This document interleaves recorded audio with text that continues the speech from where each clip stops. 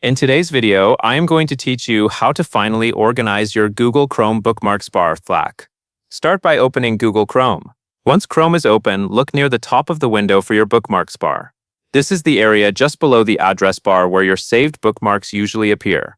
If you already have several bookmarks there, you will be able to organize them directly from that space. Next, locate the bookmark that you want to organize. Take a moment to identify the one you want to place into a more structured section of your bookmarks bar. When you find it, right-click on that bookmark. This opens a small menu with options related to managing and organizing your bookmarks. From that menu, click Add Folder. This allows you to create a new folder right from the bookmarks bar, which is a fast way to begin grouping related links. Folders are useful because they reduce clutter and help you keep websites sorted by purpose, such as work, school, shopping, research, or daily tools. As you create the folder, choose a short and clear name so it is easy to recognize later. Keeping folder names concise is especially helpful because space on the bookmarks bar is limited. If you are organizing several bookmarks, this same approach can be repeated whenever needed.